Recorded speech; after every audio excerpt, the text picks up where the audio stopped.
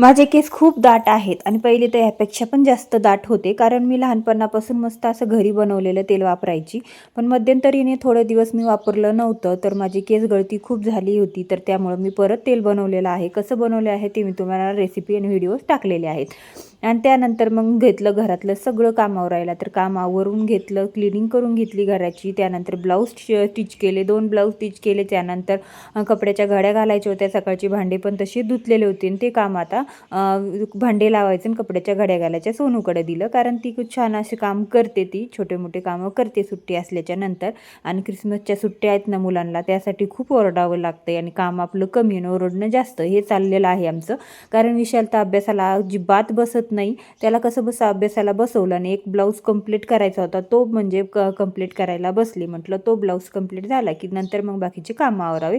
त्यातली त्यात विशालला अभ्यास नव्हता करायचा. म्हटलं काहीतरी काम दे, तर मग म्हटलं बसा फोडत शेंगा. तर मावशीने त्यांना शेंगा दिलेल्या होत्या. म्हटलं शेंगा फोडत त्याच्यातले शेंगदाणे काढा आणि खात बसा. आणि त्यानंतर मग ते पण आले त्यांच्यासाठी, माझ्यासाठी चहा बनवायला घेतला.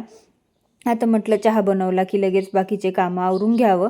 आता काय तर माझं थोडंसं पुढच्या घरातलं क्लीन करून घ्यायचं आहे, सगळं ब्लाऊज जिथले तिथे ठेवणं वगैरे. आणि त्यानंतर मग स्वयंपाकाला लागते मी. स्वयंपाक काय संध्याकाळचा थोडाच बनवायचा असतो. थोडं म्हणता म्हणता 2-3 आयटम तर नक्कीच होतात. त्यात आपल्याला कसं एक स्वयंपाक बनवणं, घर सांभाळणं, हे सगळ्या गोष्टी मी मॅनेज कशा करते त्यात आज थोडासा प्रयत्न केला आहे सांगायचा. आणि त्यानंतर फोन आला. फोन कोणाचा, तर माझ्या बहिणीचा. आणि मी ना कंटिन्यू दिवसभर कोणाला नाही बोलले, तरी पण संध्याकाळी ना माझ्या बहिणी आणि आई-वडिलांना नक्कीच मी फोन करत असते आणि त्यांच्याशी थोडं का होईना बोलत असते. मग संध्याकाळचं दिवसभराचं नाही जमलं कामामुळे, तरी संध्याकाळचं हे रुटीन थोडंसं स्वयंपाक करता करता किंवा जेवण वगैरे झाल्याच्या नंतर मी थोडासा तरी फोनमध्ये त्यांना बोलते. आणि मुलांना काम सांगितलं एक आणि मुलांनी केलं दुसरं. थोडे शेंगा फोडल्या पण पसारा किती आहे बघा. अशा पद्धतीचं आहे आमचं काम.